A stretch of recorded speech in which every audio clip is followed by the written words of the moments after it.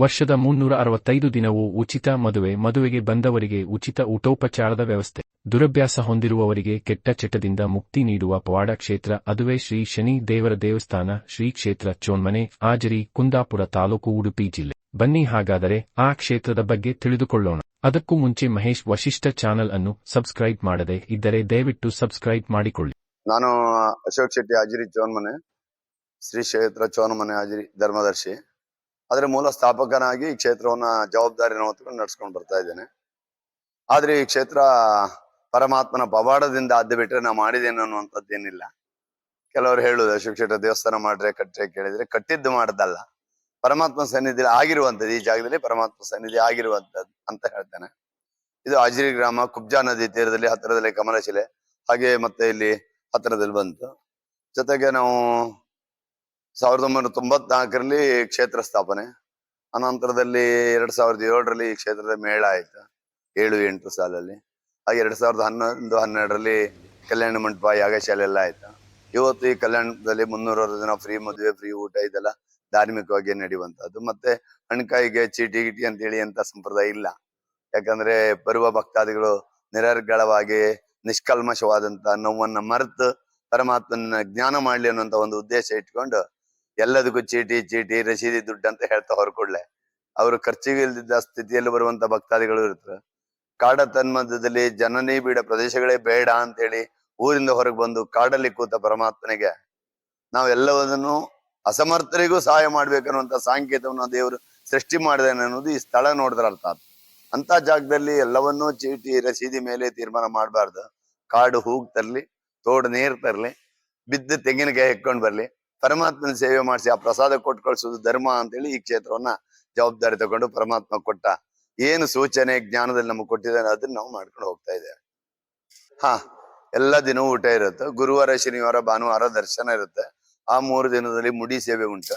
ಮತ್ತೆ ನಮ್ಮಲ್ಲಿ ಅನ್ಕೊಂಡಿ ಹರಕೆ ಮುಡಿ ಅಂದ್ರೆ ಕೂಡಲೇ ಕೆಲವರೆಲ್ಲ ನನ್ನ ದೇವ್ರ ಹತ್ರ ತುಂಬಾ ತರ್ಕ ಮಾಡುವ, ಸ್ವಲ್ಪ ಈ ದೇವರು ದರ್ಶನ ಜ್ಯೋತಿಷ್ಯ ಶಾಸ್ತ್ರದಲ್ಲಿ ಸ್ವಲ್ಪ ತರ್ಕ ಮತ್ತೆ ವಾದಗಳೆಲ್ಲ ಜಾಸ್ತಿನ.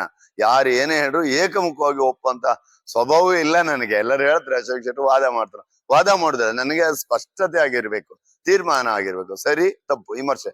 ನನ್ನ ಜ್ಞಾನಕ್ಕೆ ನಂಗೆ ದೇವ್ರು ಏನ್ ಕೊಟ್ಟಿದ್ದಾನೆ ಅದು ಸರಿ ಆಗುವಷ್ಟು ವಾದ ಮಾಡ್ತೇನೆ. ಮತ್ತೊಬ್ಬರನ್ನ ಮೆಚ್ಚಿಸ್ಬೇಕು ಅಥವಾ ಮತ್ತೊಬ್ಬರನ್ನ ಸೋಲ್ಸ್ಬೇಕನ್ನೋ ಉದ್ದೇಶ ಅಲ್ಲ. ನನಗೆ ಒಬ್ರು ಒಂದು ವಿಚಾರ ಹೇಳಿದ್ರು. ಈಗ ನನ್ನ ದೇವ್ರು ಹೇಳಿದ್ರು, ಮಗನ ನನ್ನ ಹೆಸರಲ್ಲಿ ಈ ಕ್ಷೇತ್ರದಲ್ಲಿ ಭಕ್ತಾದಿಗಳು ಮುಡಿ ಸೇವೆಯನ್ನು ಹೇಳ್ಕೊಂತ ಇದ್ರು, ಹರಕೆಯನ್ನ ಮುಡಿ ತೆಗ್ಸಿ. ಅವ ನಾನು ದೇವ್ರ ಹತ್ರ ಹೇಳಿದೆ, ಪರಮಾತ್ಮ ನಿನ್ನ ಹೆಸರಲ್ಲಿ ಮುಡಿ ತೆಗ್ಸಕ್ ತೊಂದ್ರೆ ಇಲ್ಲ.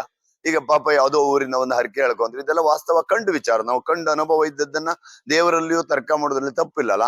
ಅದಕ್ಕೆ ನಮ್ಮ ಪರಮಾತ್ಮ ಹೆಂಗಿತ್ತು, ಎಲ್ಲಿಂದೋ ಒಬ್ಬ ದೂರದವನು ಹರಕೆ ಹೇಳಿ ಹೋಗಿರ್ತಾನೆ, ಆವಾಗ ಬರ್ಲಿಕ್ಕೆ ಅನಾನುಕೂಲ ಆಯ್ತು. ಅವಾಗ ತಲೆ ಕೂದಲೆಲ್ಲ ಉದ್ದುದ್ದ ಆಗಿರುದು, ಆ ಕುತ್ತಿಗೆ ಭಾಗದಲ್ಲೆಲ್ಲ ಕಜ್ಜಿ ಅಲರ್ಜಿ ಇಂಥದ್ದೆಲ್ಲ ಆಗುದು. ದೇವಸ್ಥಾನಕ್ಕೆ ಹೋಗಿತ್ ಮರ ತಲೆ ಕೂದಲು ಕಾಯಿಲೆ ಹಾಕಿ ದುಡ್ಡಿಲ್ಲ, ನನ್ಗೆಲ್ಲ ಕಜ್ಜಿ ಆಯ್ತು. ಈ ಮನಸ್ಸುಗಳೆಲ್ಲ ಆಗ್ಬಾರ್ದು. ದೇವ್ರೆ ಅವನು ಕೊಡುವ ಹರಕೆ ತಗೊಳ್ಳುವಂತ ನಿಮ್ಗೆ ಇಬ್ರಿ ಮಾತ್ರ ಗೊತ್ತಿದ್ರೆ ಸಾಕು. ಅದಕ್ಕಾಗಿ ಕಟಿಂಗ್ ಮಾಡ್ಬಾರ್ದು ಅಂತೆಲ್ಲ ಆಕ್ಷೇಪ ಮಾಡೋಕಾಗ ದೇವ್ರೆ. ಅದರಿಂದ ಅವ್ರು ಎಲ್ಲೇ ಕಟಿಂಗ್ ಮಾಡ್ಲಿ, ಎಣ್ಣೆ ಮಾಡ್ಲಿ, ಎಂತದಿರ್ಲಿ, ನಿನಗೆ ಮುಡಿ ಕೊಡ್ತೇನೆ ಅಂದಾಗ ಅನುಕೂಲ ಆದಾಗ ಬಂದು ಕೊಡುವಂತ ಅನುಗ್ರಹ ಕೊಟ್ರೆ ಅದಕ್ಕೆ ನಾನು ಒಪ್ತೆ ದೇವ್ರೆ ಅಂದಾಗ ಪರಮಾತ್ಮ ಪ್ರಸಾದ ಆಯಿತು. ಇವತ್ತು ಆ ನಿರ್ಣಯವನ್ನು ತಗೊಂಡಿದ್ದೆ. ಇಲ್ಲಿ ಕೆಂಡ ಸೇವೆ ನಮ್ಮಲ್ಲಿ ವರ್ಷ ಪ್ರತಿ ಜಾತ್ರೆ ನಡೀತಾರೆ. ಕೆಂಡ ಸೇವೆ ಮಾಡಬಾನಿ ಎಷ್ಟೋ ಜನ ಅಂದ್ರೆ ನಾವ್ ಹೇಳುವ ಮೊದ್ಲೇ ಭಕ್ತಾದಿಗಳ ಹರಕೆ ಹೇಳ್ಕೊಳ್ಳುತ್ತಿದ್ದು. ಈಗ ಇದನ್ನೆಲ್ಲ ನೀವು ಹೆಂಗ್ ಮಾಡ್ರಿ ಅಂತ ನನ್ನ ಹತ್ರ ಕೆಲವರು ಪ್ರಶ್ನೆ ಮಾಡೋದು. ಅಶೋಕ್ ಶೆಟ್ರೆ ಹೊಸದಾಗಿ ಕ್ಷೇತ್ರ ಸ್ಥಾಪನೆ ಮಾಡಿ ಕಟ್ಟಿ ಬೆಳೆಸುವಾಗ ನೀವು ಕೆಂಡ ಸೇವೆ, ಮುಡಿ ಸೇವೆ ಇದೆಲ್ಲ ಮಾಡ್ರಿ ನೀವು ಅಂತ. ನಾ ಮಾಡದ್ದಲ್ಲ, ಇಲ್ಲೂ ಭಕ್ತಾದಿಗಳು ಸೃಷ್ಟಿ ಮಾಡ್ತಾರೆ. ಒಂದಿವ್ಸ ಒಬ್ರು ಬಂದ್ರು, ಅಶೋಕ್ ಶೆಟ್ರು ನಮ್ಗೇನೋ ಒಂದ್ ಮನ್ಸು ಬಂತು, ನಾವು ಕೆಂಡ ತುಳಿತೆ ಅಂತ ಹೇಳ್ಕೊಂಡಿದ್ದೇನೆ ಅಂತರು. ಆವಾಗ ನಾನ್ ದೇವ್ರ ಹತ್ರ ಪ್ರಶ್ನೆ ಮಾಡ್ಕಲ್ಲ, ದೇವ್ರೆ ಇಲ್ಲಿ ಕೆಂಡ ಸೇವೆ ಇಲ್ಲ, ಅವ್ರು ಕೆಂಡ ತುಳಿತೆ ಅಂತ ಹೇಳ್ಕೊಂಡಿರೋ. ನಮ್ಮ ಮೇಳ ಆಗಿ 18 ವರ್ಷ ಆಯ್ತು. 25 ವರ್ಷ ಹಿಂದೆ ಶನೀಶ್ವರ ಮೇಳದ ಆಟ ಮಾಡ್ತೀನಿ ಅಂತ ಹರಕೆ ಹೇಳ್ಕೊಂಡವ್ರು ಇದ್ದಾರೆ, ಸಾಕ್ಷಿ ಉಂಟು ನಮ್ಗೆ. ಹಾಗಿರುವಾಗ ನಾನು ಹೇಳಿದ್ನ, ಜನ ಹೇಳಿದ್ರ, ದೇವ್ರು ಹೇಳಿದ್ರು, ಇದು ಪ್ರಶ್ನೆ ಗೊತ್ತಾಯ್ತು ನಿಮ್ಗೆ.